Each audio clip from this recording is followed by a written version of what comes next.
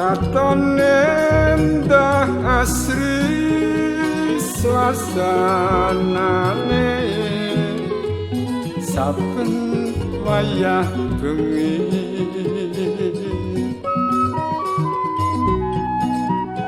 jalan Malioboro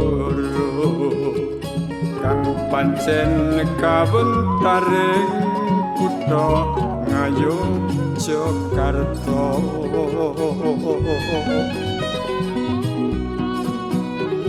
akeh kang nekani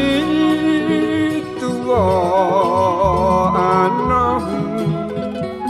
kakung sarta putri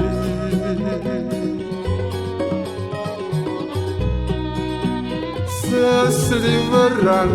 lakune lan maneka warna apa kang dadi sediane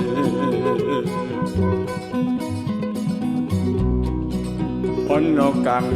golek hiburan ngrungokke musik lan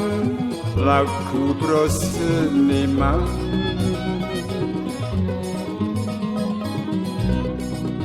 ana kang blonjo lan jajan ing kaki lima toko warung lan angkringan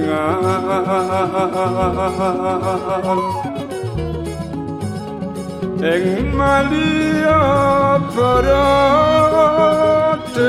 semono aku wanuh kenya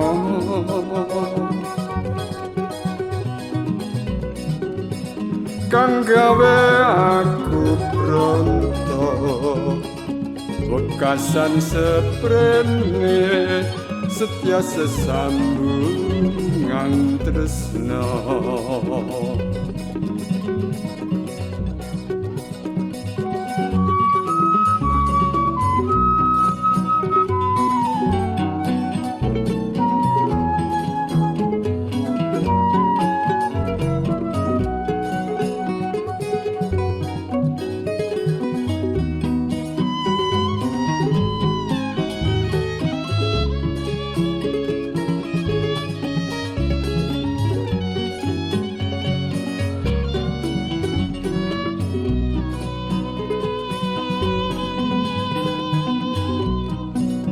ana kang golek hiburan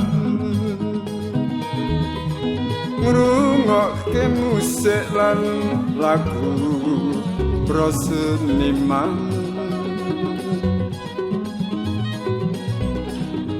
ana kang ngeblonjo lan jajan ing kaki lima toko warung lan angkringan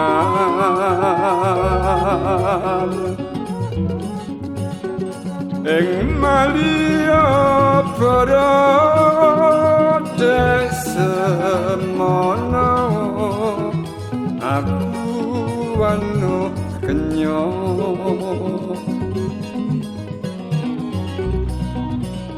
kang gawe aku pronto wekasan seprene